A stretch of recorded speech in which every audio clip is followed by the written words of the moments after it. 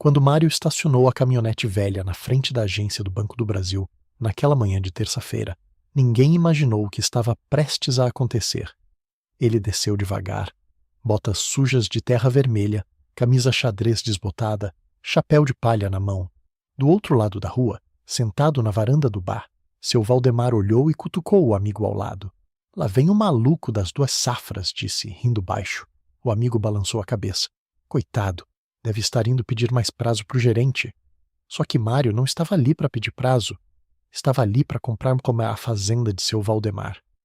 3 anos antes, quando Mário começou a plantar leucena no meio do capim Mombaça, a cidade inteira achou que ele tinha enlouquecido de vez. Reunião da cooperativa virou palco de piada. O Mário agora é agrônomo, dizia um. Vai ensinar a gente a plantar, completava outro, e a mesa toda ria. Até o técnico da Emater, homem sério, de caderneta e caneta no bolso, balançou a cabeça quando foi visitar a propriedade. Mário, isso aqui não faz sentido. Você está desperdiçando adubo, desperdiçando trabalho. Pasto é pasto. Lavoura é lavoura. Não mistura as coisas. Mário escutou tudo calado, como sempre fazia. Agradeceu a visita, ofereceu um café e, quando o técnico foi embora, voltou para o pasto e continuou plantando. Ele sabia uma coisa que ninguém mais sabia. O preço do boi ia despencar. Não era achismo, era conta. Ele vinha acompanhando os números há 2 anos. Exportação para a China caindo, dólar oscilando, custo de produção subindo, crédito rural farto demais, todo mundo expandindo ao mesmo tempo. E o pior, previsão de seca longa no radar meteorológico. Mário não falava disso com ninguém, porque sabia que não iam acreditar. Então, ele simplesmente se preparou. A leucena não era loucura, era seguro. Ela fixava nitrogênio no solo, o que significava menos gasto com adubo. Protegia o pasto da erosão, servia de ração proteica para o gado quando o capim ficasse fraco. E mais importante, podia ser colhida e vendida como forragem para outras propriedades quando a crise chegasse. Enquanto os vizinhos investiam em máquinas novas, em cerca elétrica, em touros reprodutores caros, Mário investia em resiliência. Ninguém via valor nisso porque resiliência não brilha, não dá status, não vira assunto de boteco. A esposa, Dona Célia, também duvidou no começo. Ela via as contas apertadas, via o marido trabalhando dobrado, via os comentários maldosos na cidade. Uma tarde, depois de voltar da feira, ela sentou na cozinha e desabafou. Mário, a gente precisa conversar. O pessoal está falando que você está jogando dinheiro fora, que a gente vai perder a terra. Eu confio em você, mas eu preciso entender o que você está fazendo. Mário puxou uma cadeira, sentou do outro lado da mesa e pela primeira vez explicou tudo. Mostrou os cadernos onde anotava preços, mostrou as planilhas que fazia à mão, mostrou as notícias que recortava do jornal sobre mercado internacional. Célia escutou tudo. E quando ele terminou, ela respirou fundo. Você tem certeza disso? Mário olhou nos olhos dela. Tenho, mas vai demorar. E vai doer antes de melhorar. Ela segurou a mão dele por cima da mesa. Então a gente aguenta. Só que aguentar não foi fácil. Nos meses seguintes, a pressão social aumentou. O filho mais velho, Rodrigo, que trabalhava na cidade, ligava toda semana preocupado. Pai, o senhor não quer ouvir o agrônomo? O senhor não quer conversar com o pessoal da cooperativa? Todo mundo está dizendo que isso não vai dar certo. Mário respondia sempre a mesma coisa. Filho, eu sei o que eu estou fazendo. Confia em mim. Mas a voz do rapaz carregava dúvida, e Mário sentia o peso disso. Na cooperativa, as reuniões ficaram constrangedoras. Quando Mário entrava, as conversas baixavam de tom. Ele cumprimentava todo mundo, sentava no canto, escutava os informes e ia embora. Não participava mais dos debates. Não dava opinião. Sabia que qualquer coisa que dissesse seria usada contra ele. Então ele escolheu o silêncio. E o silêncio no interior é lido como fraqueza. Enquanto isso, a propriedade dele começou a mostrar sinais que só quem entendia conseguia ver. O pasto continuava verde mesmo quando a chuva atrasou. O gado dele não precisou de ração comprada enquanto os vizinhos já estavam gastando fortunas em suplemento. As contas da fazenda estavam em dia, enquanto outros começavam a atrasar parcelas no banco.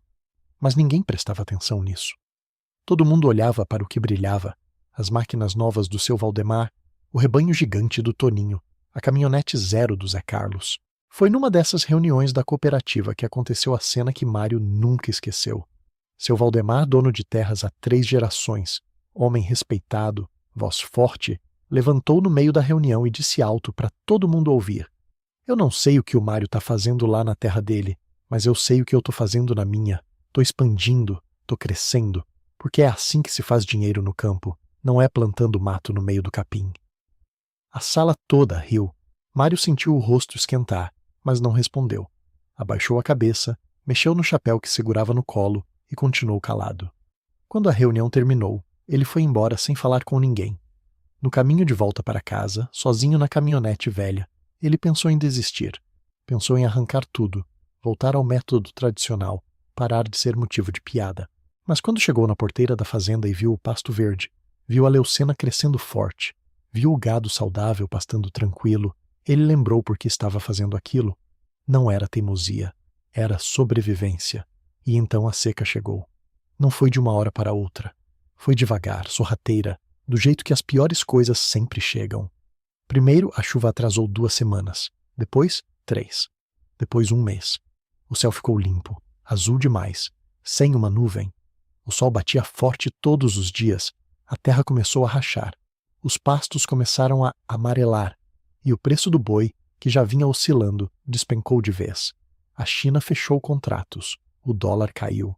Frigoríficos reduziram compra. De repente, tinha boi demais no mercado e comprador de menos.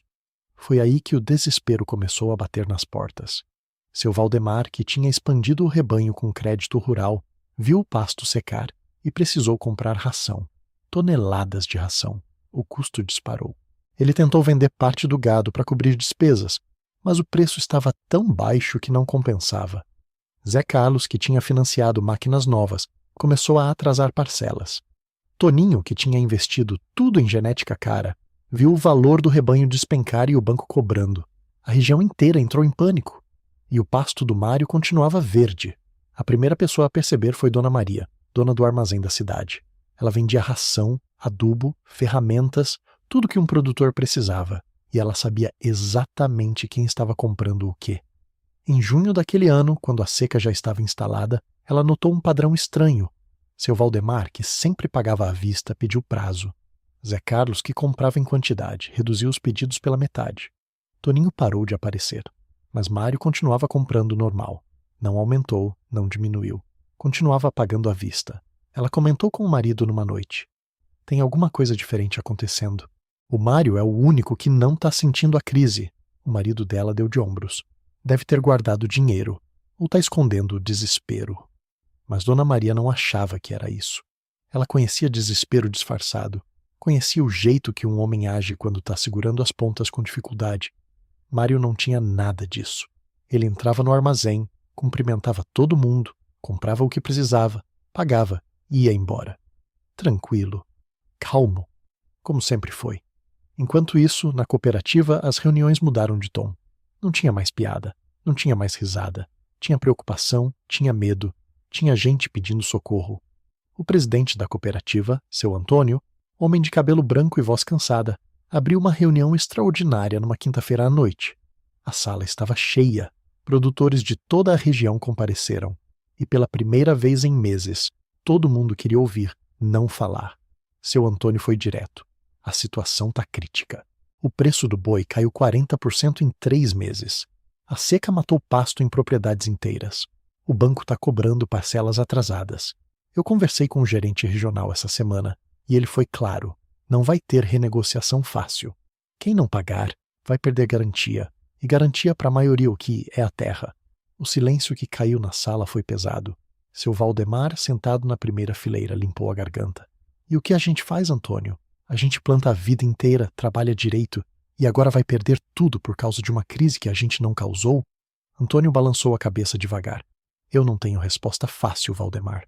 A única coisa que eu posso dizer é: quem tiver reserva, usa. Quem tiver como reduzir custo, reduz. Quem tiver pasto, segura o gado e não vende na baixa. E quem não tiver saída, vai ter que negociar com o banco antes que o banco decida por você." Foi nessa reunião que alguém, lá do fundo da sala, perguntou: "E o Mário? Como é que ele está se virando?" Todo mundo virou para olhar. Mário estava sentado no canto, como sempre, chapéu no colo, quieto. Ele não esperava a pergunta. Sentiu todos os olhos em cima dele. Seu Antônio também olhou. Mário, você quer falar alguma coisa? Mário respirou fundo. Não gostava de ser o centro das atenções. Mas a pergunta foi feita, e ele não ia mentir. Eu tô bem. O pasto tá segurando. O gado tá saudável. As contas estão em dia. A sala ficou em silêncio de novo, mas era um silêncio diferente. Era um silêncio de quem não entende, de quem não acredita. Seu Valdemar virou na cadeira. Como assim você tá bem, Mário? Todo mundo aqui tá quebrando, e você tá bem? Você tem pasto verde no meio da seca? A voz dele tinha uma mistura de descrença e irritação. Mário olhou para ele. Tenho. A leucena segurou o solo. Ela protege o capim, mantém a umidade, e ainda serve de ração. Eu não precisei comprar suplemento. E como eu não expandi o rebanho, eu não tenho dívida grande no banco. A sala explodiu em murmúrios. Alguém disse. Então era isso que ele estava fazendo. Outro comentou. Ele sabia que a crise ia vir. Um terceiro, mais cético, falou alto. Ou ele deu sorte. Mas seu Valdemar não estava convencido. Ele levantou da cadeira, vermelho, apontando o dedo para Mário. Você quer dizer que você é mais esperto que todo mundo aqui? Que você viu o que ninguém viu? Isso é arrogância, Mário. Você deu sorte, só isso. Mário não respondeu na hora. Ele sabia que qualquer coisa que dissesse ia soar como provocação. Então ele simplesmente ficou quieto, segurando o chapéu, olhando para o chão. Seu Antônio interveio.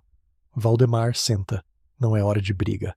Se o Mário fez diferente e deu certo, a gente devia era perguntar como, não atacar.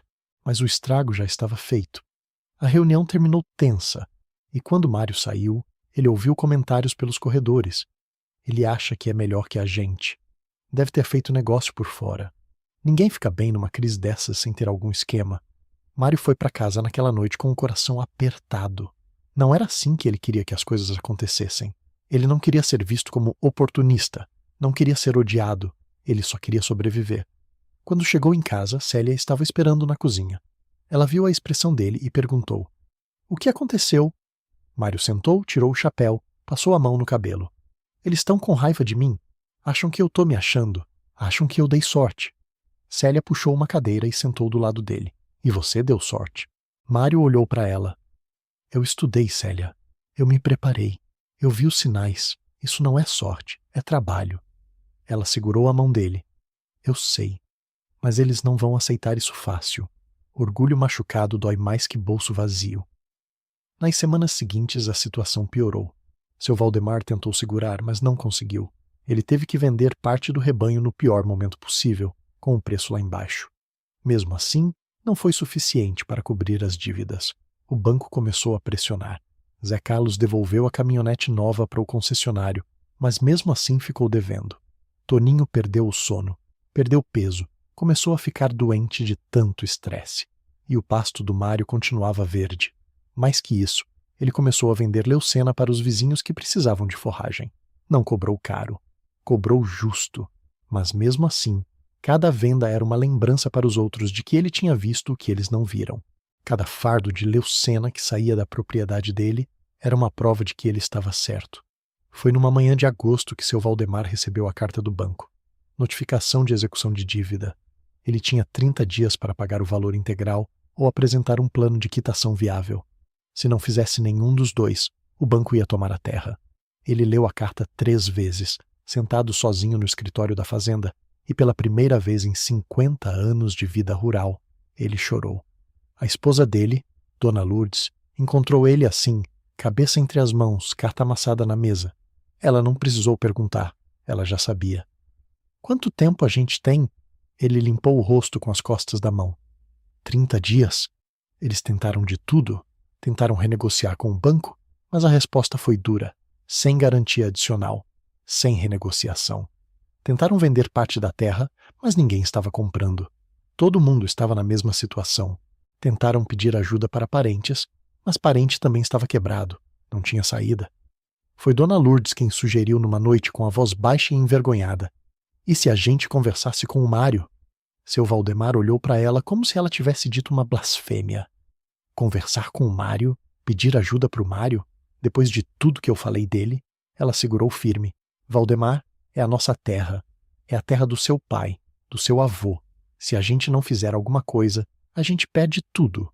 Orgulho não paga dívida. Ele sabia que ela estava certa, mas doía. Doía de um jeito que ele nunca imaginou que ia doer. Passar a vida inteira olhando para baixo para alguém e de repente ter que pedir ajuda para essa mesma pessoa. Mas a alternativa era perder tudo. Então, numa tarde de quinta-feira, seu Valdemar pegou a caminhonete velha, porque a nova ele já tinha perdido, e foi até a propriedade do Mário. Quando ele chegou, Mário estava no pasto consertando uma cerca. Viu a caminhonete chegar, largou o alicate, limpou as mãos na calça e foi até a porteira. Seu Valdemar desceu devagar, chapéu na mão, e os dois ficaram ali, parados, um de frente para o outro. O silêncio durou alguns segundos. Então seu Valdemar falou, e a voz dele saiu mais fraca do que ele queria. Mário, eu preciso conversar com você. Mário acenou com a cabeça. Entra, vamos tomar um café. Eles foram para a cozinha da casa. Célia serviu café, pão de queijo e saiu discreta. Os dois homens ficaram sozinhos na mesa. Seu Valdemar mexeu no café, olhou para a xícara e começou a falar. Eu vim aqui porque eu não tenho mais para onde ir. O banco vai tomar minha terra. Eu tentei tudo. Não tem saída. E eu sei que você tem dinheiro. Eu sei que você está bem. Então eu vim perguntar se você compraria minha propriedade. Mário escutou tudo em silêncio. Quando seu Valdemar terminou, ele perguntou, por quanto você quer vender? Valdemar engoliu seco. O banco está cobrando 200 mil. Se eu conseguir isso, eu quito a dívida e sobra um pouco para recomeçar. Mário assentiu devagar. E quanto vale a terra? Valdemar olhou para ele confuso. Como assim quanto vale? Mário repetiu calmo. Quanto vale a terra, Valdemar? Não quanto o banco está cobrando. Quanto vale a propriedade de verdade? Valdemar respirou fundo. Antes da crise valia uns 500 mil. Hoje, com o mercado parado, não sei. 300, talvez. Mário ficou em silêncio por um tempo. Então ele falou, e o que ele disse mudou tudo. Eu compro, mas eu não vou pagar 200. Eu vou pagar 350 mil. Seu Valdemar ficou paralisado. Ele tinha ido ali esperando humilhação, esperando ouvir uma oferta baixa, esperando ser esmagado pela própria necessidade. Mas Mário estava oferecendo mais do que ele pediu, mais do que a terra valia naquele momento. Ele não entendeu. Mário, eu não estou entendendo. Você não precisa pagar isso tudo. Eu estou desesperado. Você sabe disso. Você podia oferecer menos e eu ia aceitar. Mário olhou firme para ele. Eu sei que você ia aceitar, mas eu não vou fazer isso. A terra vale 350, então é isso que eu vou pagar. Eu não quero comprar sua desgraça, Valdemar. Eu quero comprar sua terra pelo que ela vale. Naquele momento, alguma coisa quebrou dentro de seu Valdemar. Não foi alívio, não foi gratidão, foi vergonha. Vergonha profunda de ter passado anos ridicularizando aquele homem. Vergonha de ter rido dele na frente de todo mundo. Vergonha de ter chamado ele de maluco, de teimoso, de arrogante. E agora esse mesmo homem estava ali, oferecendo dignidade quando podia oferecer migalhas. Valdemar abaixou a cabeça. A voz saiu trêmula. Eu não mereço isso, Mário. Eu fui cruel com você. Eu zombei de você. Eu fiz todo mundo rir da sua cara. E agora você está aqui, me tratando com respeito que eu nunca te dei. Mário respirou fundo. Valdemar, eu não faço isso por você. Eu faço por mim. Eu não quero ser o tipo de homem que aproveita da desgraça dos outros. Eu não quero olhar no espelho daqui a 10 anos e ver alguém que venceu pisando em quem estava caído. Você errou comigo. Errou. Mas eu não vou errar com você. Eles fecharam o negócio uma semana depois, no cartório. Seu Valdemar assinou os papéis com a mão tremendo. Quando saiu de lá, ele tinha dinheiro suficiente para quitar o banco, comprar uma casa pequena na cidade e ainda guardar um pouco para viver com dignidade. Não era a fortuna que ele teve um dia, mas era recomeço. E recomeço, naquela altura da vida, já era mais do que muitos tinham. A notícia se espalhou pela cidade em menos de 24 horas. Mário tinha comprado a fazenda do Valdemar e tinha pagado o preço justo. A reação foi mista. Alguns acharam que Mário era santo. Outros acharam que ele era idiota. Podia ter comprado por metade do preço, comentavam no bar. O Valdemar estava desesperado, aceitava qualquer coisa. Mas tinha gente que entendia. Tinha gente que via o que Mário estava fazendo. Ele estava mostrando que dá para vencer sem destruir.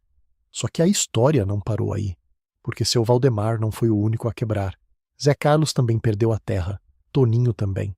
E outros produtores menores que ninguém nem lembrava o nome também foram engolidos pela crise. E um por um, eles bateram na porta do Mário, alguns com vergonha, outros com desespero, todos com a mesma pergunta: você compra? Mário comprou. Comprou a terra do Zé Carlos, comprou a do Toninho, comprou 5 propriedades pequenas que faziam divisa com a dele. E em todos os negócios ele fez a mesma coisa. Pagou o preço justo, não explorou, não humilhou, não cobrou a conta emocional que poderia ter cobrado. Ele simplesmente comprou, pagou e deixou cada um sair de lá com dignidade. Em 6 meses, Mário se tornou o maior proprietário de terra da região. O que antes era uma fazenda média, modesta, virou uma operação de quase 2.000 hectares. Mas ele não mudou. Continuou morando na mesma casa. Continuou dirigindo a mesma caminhonete velha. Continuou vestindo as mesmas roupas simples. A única coisa que mudou foi o respeito. Quando ele entrava na cooperativa agora, ninguém ria, ninguém fazia piada. Todo mundo levantava para cumprimentar. Seu Antônio, o presidente da cooperativa, pediu para Mário dar uma palestra numa reunião. O pessoal precisa ouvir você, Mário. Precisa entender como você fez. Mário não queria. Não gostava de holofote. Mas Célia convenceu. Você tem uma responsabilidade agora. Você provou que é possível fazer diferente. Ensina isso. Então, numa noite de outubro, Mário subiu no pequeno palco da cooperativa e falou para uma sala cheia. Ele não preparou o discurso. Não levou anotação. Simplesmente falou do coração. Eu não sou mais inteligente que vocês. Eu não sou mais trabalhador que vocês. Eu só fiz uma coisa diferente. Eu olhei para frente. Eu vi os sinais. Eu estudei. E eu me preparei. Enquanto todo mundo expandia, eu segurei. Enquanto todo mundo comprava, eu guardava. Enquanto todo mundo comemorava, eu me preocupava. Não foi sorte. Foi escolha. Ele fez uma pausa. A sala estava em silêncio absoluto. E eu quero dizer uma coisa para vocês que perderam terra, que perderam patrimônio, que estão recomeçando do zero. Isso não define vocês. Perder não te faz fracassado, te faz humano. O que define a gente não é quantas vezes a gente cai, é quantas vezes a gente levanta.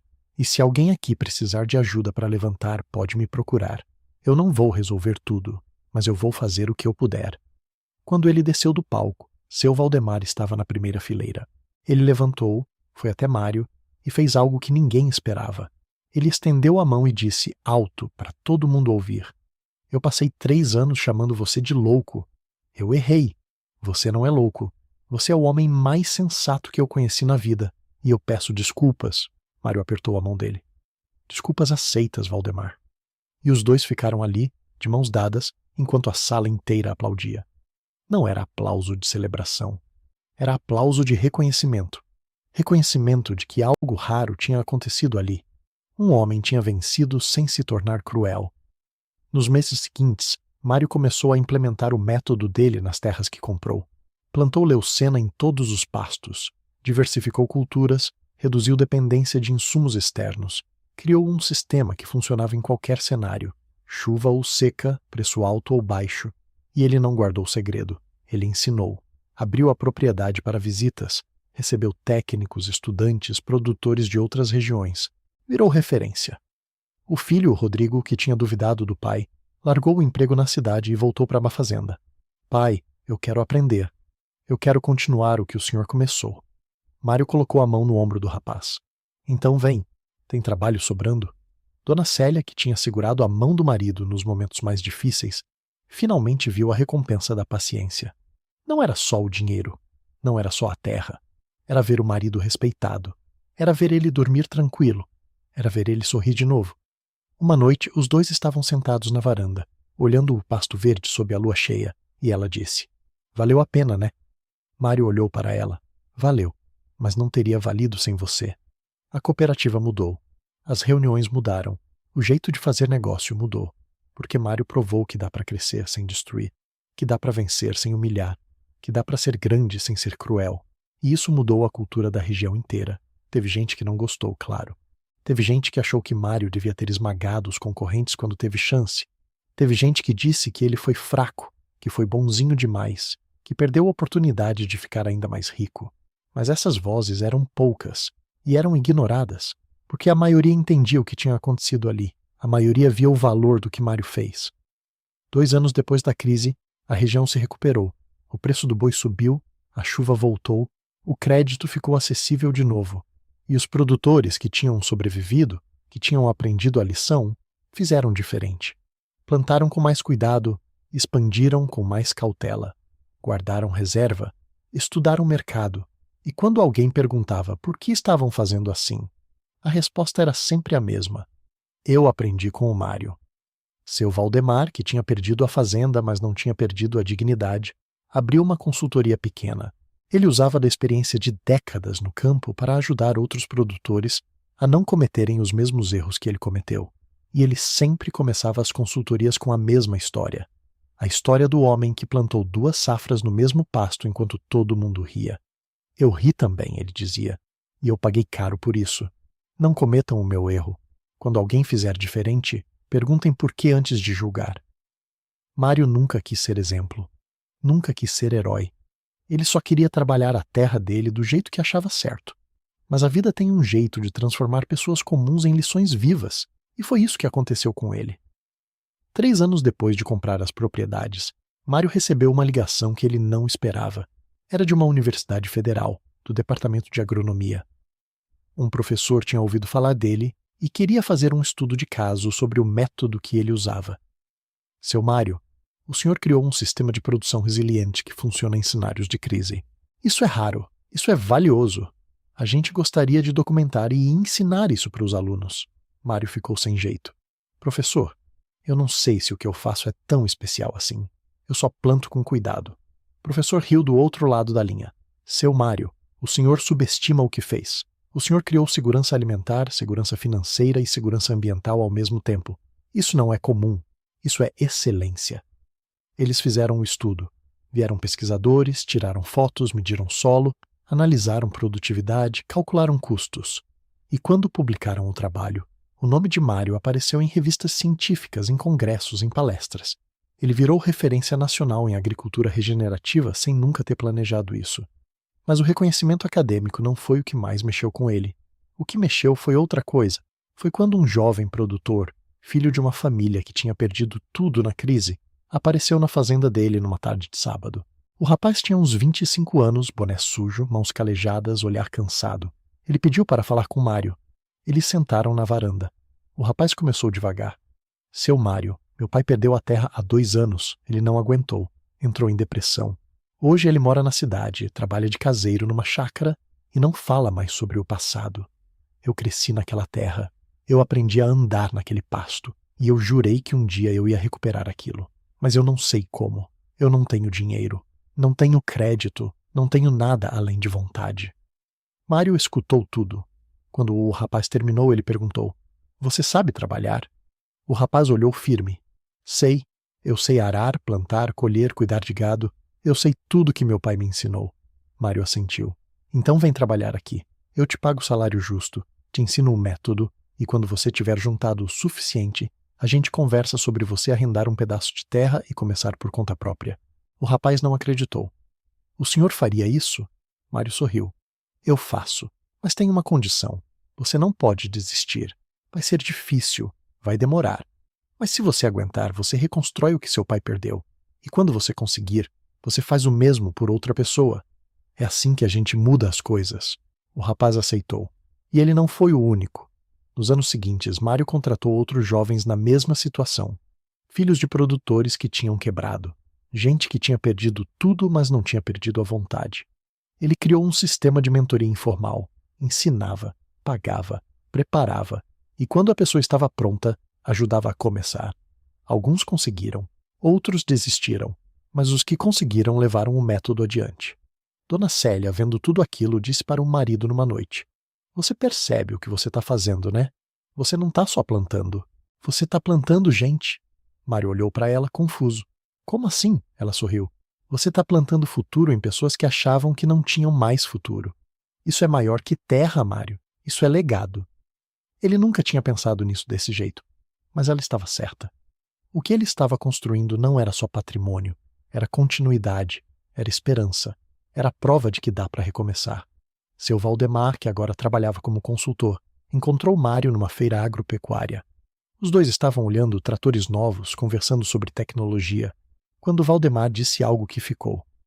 Mário, eu passei a vida inteira achando que sucesso era ter a maior fazenda, o maior rebanho, a maior máquina. E eu perdi tudo perseguindo isso. Você me ensinou que sucesso é outra coisa. Sucesso é dormir tranquilo, é olhar no espelho e gostar do que você vê. É saber que você não pisou em ninguém para chegar onde chegou. Mário colocou a mão no ombro dele. Valdemar, você não perdeu tudo. Você perdeu terra, mas você ganhou sabedoria. E sabedoria vale mais. Valdemar sorriu, mas era um sorriso triste.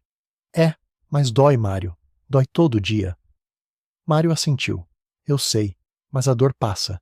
E o que fica é o que você faz com ela. Os anos passaram.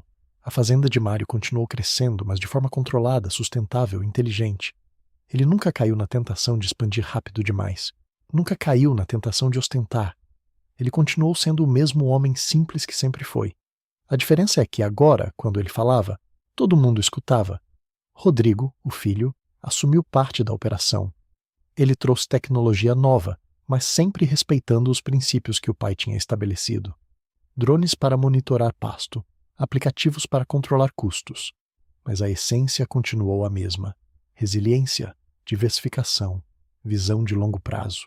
Numa reunião da cooperativa, anos depois de tudo ter acontecido, o presidente novo, um homem jovem que tinha estudado fora e voltado para a região, fez uma homenagem.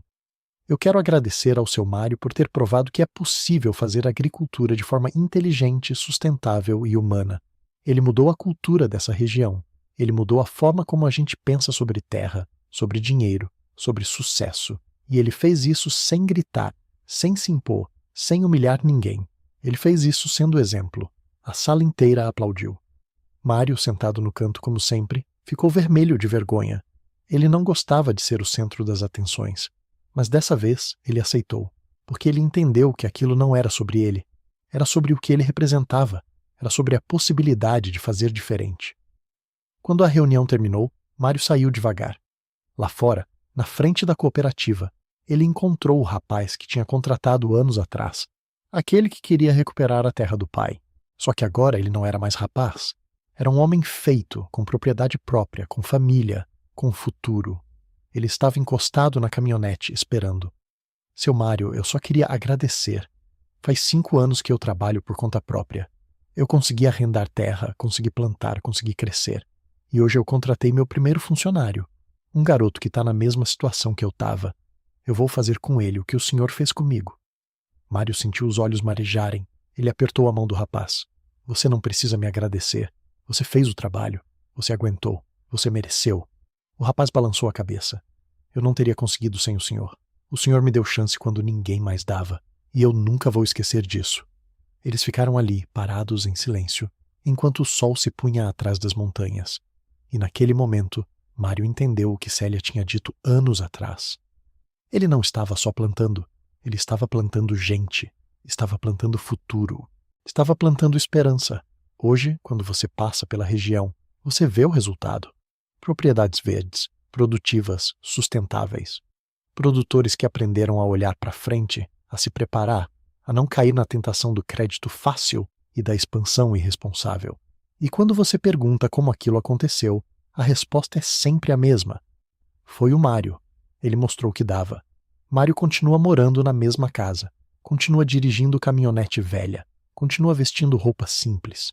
Mas agora, quando ele entra no armazém, no banco, na cooperativa, todo mundo cumprimenta com respeito.